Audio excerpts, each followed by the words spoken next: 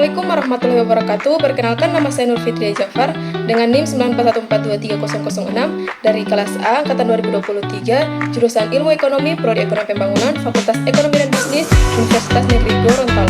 Pada video kali ini saya akan membahas tentang instrumen investasi syariah. Yang pertama ada saham syariah dengan perusahaan PT Timah Tbk dengan kode saham TIMS, adalah perusahaan pertambangan timah milik negara yang terdaftar di Bursa Efek Indonesia atau BEI sejak 19 Oktober 1995. Perusahaan ini didirikan pada 2 Agustus 1976 dan berkantor pusat di Pangkal Pinang, Bangka Belitung. PT Timah Tbk adalah perusahaan tambang yang bergerak di bidang eksplorasi, penambangan, pengolahan, pemurnian, serta pemasaran timah. Ini merupakan satu-satunya perusahaan di Indonesia yang menjalankan proses produksi timah terintegrasi dari hulu ke hilir. Pada tahun 2024, PT Timah Tbk mencatatkan laba bersih sebesar 1,19 triliun, meningkat 364% dibandingkan tahun sebelumnya yang mengalami kerugian bersih sebesar 449,67 miliar. Peningkatan ini didukung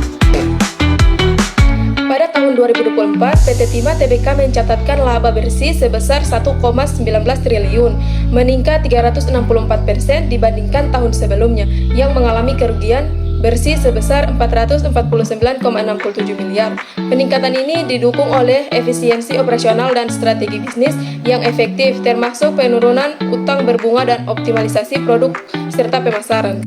Pada perusahaan yang kedua ada PT Mitra Adi Perkasa Tbk atau MAP, adalah peritel gaya hidup termuka di Indonesia dengan lebih dari 3.000 gerai retail. Portofolio bisnisnya mencakup berbagai segmen seperti olahraga, fashion, departemen store, anak-anak, makanan dan minuman, serta produk-produk gaya hidup. Beberapa merek terkenal yang dikelola oleh MAP termasuk Starbucks, Zara, Marks & Spencer, Sogo, Seibu, Mago, dan Converse. PT Mitra Adi Perkasa Tbk atau MAP telah terdaftar di Bursa Efek Indonesia atau BEI sejak 10 November 2004. Perusahaan ini mencatatkan 1.660.000.000 lembar saham pada saat penawaran umum perdana atau IPO dengan harga penawaran sebesar 625 per saham. Pada kuartal 1 tahun 2024, MAP mencatatkan pendapatan sebesar 8,78 triliun, meningkat 17,8% dibandingkan periode yang sama tahun sebelumnya. Laba bersih yang didapatkan diatribusikan kepada pemilik entitas induk mencapai 414 miliar, naik sebesar 5,9% secara tahunan. Pertumbuhan ini didukung oleh ekspansi gerai fisik dan pengembangan kanal online yang mencapai 49 platform per akhir Maret 2024.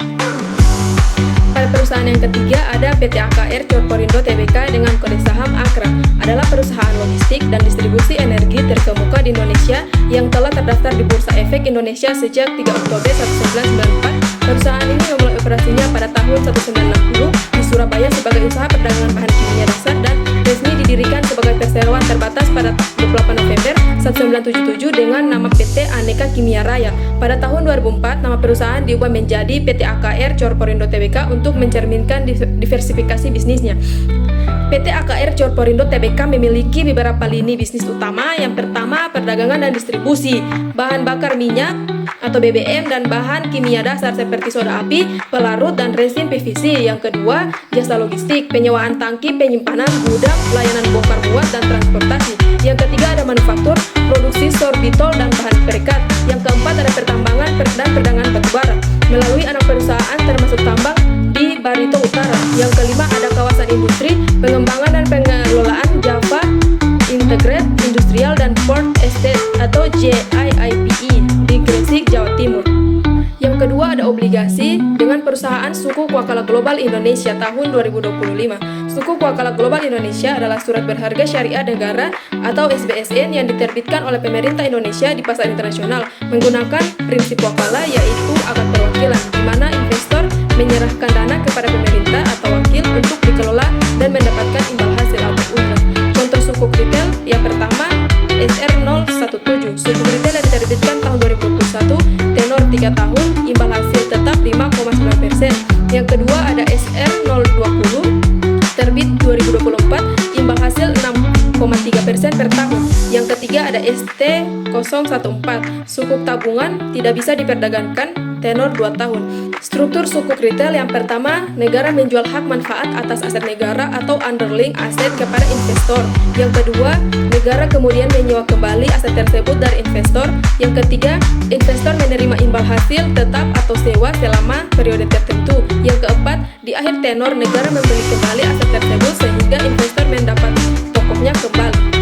Pada perusahaan yang kedua ada sukuk Mudrabah 1 PT Bank Syariah Bukopin tahun 2023.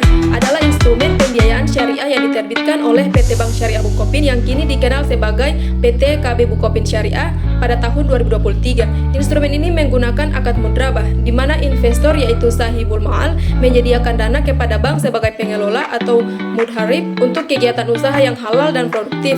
Keuntungan dari usaha tersebut dibagi sesuai nisbah yang disepakati, sementara kerugian ditanggung oleh investor selama tidak ada kelainan dari pihak bank.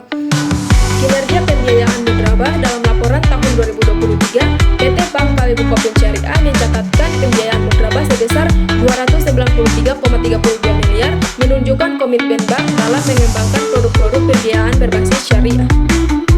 Pada perusahaan yang ketiga ada sukuk dana investasi infrastruktur berbasis aset jalan tol atau Dinfra Syariah. Adalah wadah investasi berbentuk kontrak investasi kolektif atau KIK yang menghimpun dana dari masyarakat untuk diinvestasikan pada aset infrastruktur sesuai prinsip syariah. Dalam konteks ini, Dinfra Syariah fokus pada proyek jalan tol di mana dana yang terkumpul digunakan untuk membiayai pembangunan, pengembangan atau pengelolaan jalan tol. Keunggulan Dinfra Syariah yang pertama, akses investasi infrastruktur, memberikan kesempatan kepada investor retail untuk berpartisipasi dalam pembiayaan proyek infrastruktur jalan tol. Yang kedua ada kepatuhan syariah, seluruh struktur dan mekanisme investasi disesuaikan dengan prinsip-prinsip syariah, diawasi oleh Dewan Pengawasan Syariah. Yang ketiga ada diversifikasi portofolio, menawarkan alternatif investasi dengan risiko dan imbal hasil yang berbeda dibandingkan instrumen konvensional. Yang keempat ada likuiditas, unit penyetaraan Dinfra Syariah dapat dicatat di Bursa Efek Indonesia, memungkinkan investor untuk memperdagangkan di pasar sekunder. Risiko yang perlu diperhatikan, yang pertama risiko proyek. Kinerja investasi sangat bergantung pada keberhasilan proyek jalan tol yang menjadi underlying asset. Yang kedua risiko likuiditas, meskipun dapat diperdagangkan di pasar sekunder, likuiditas unit penyetaraan dapat bervariasi tergantung pada permintaan pasar. Yang ketiga risiko operasional, termasuk risiko terkait pengelolaan proyek, pemeliharaan jalan tol dan faktor eksternal lainnya yang dapat mempengaruhi pendapatan proyek. Yang ketiga ada reksadana dengan perusahaan mandiri pasar uang syariah ekstra. Adalah produk reksadana pasar uang berbasis syariah yang dikelola oleh PT Mandiri Manajemen Investasi. Produk ini dirancang untuk memberikan likuiditas tinggi dan pendapatan investasi yang menarik melalui investasi pada instrumen pasar uang yang sesuai dengan prinsip syariah. Tujuan dan strategi investasi yang pertama, memberikan tingkat likuiditas tinggi guna memenuhi kebutuhan dana tunai dalam waktu singkat. Yang kedua, memberikan tingkat pendapatan investasi yang menarik melalui investasi pada instrumen pasar uang syariah. Kinerja dan statistik, yang pertama total dana kelolaan AUM. Kinerja dan statistik, yang pertama ada total dana kelolaan atau AUM sebesar 69,36 miliar per 31 Mei 2024. Yang kedua nilai aktiva bersih per unit sebesar 1,194,4 per 31 Mei 2024. Yang ketiga ada tingkat pengembalian 1 tahun sebesar 4,33%. Yang keempat ada rasio biaya sebesar 0,60%. Perusahaan yang kedua ada Batavia Dana Saham Syariah atau BDSS. Adalah reksadana saham syariah terbuka yang dikelola oleh PT Batavia Prosperindo Asset Management atau BPAM. Produk ini dirancang untuk memberikan pertumbuhan modal jangka panjang dengan berinvestasi pada saham-saham yang termasuk dalam daftar efek syariah atau DS dan instrumen pasar uang yang sesuai dengan prinsip-prinsip syariah di Indonesia.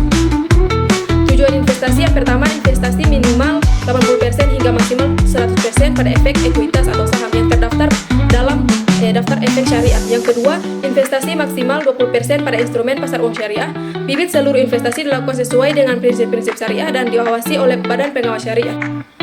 Pada perusahaan yang ketiga ada Manulife Saham Syariah Asia Pasifik Dolar AS atau Mansyaf. Adalah reksadana saham syariah berdominasi dolar AS yang dikelola oleh PT Manulife Asset Management Indonesia atau MAMI.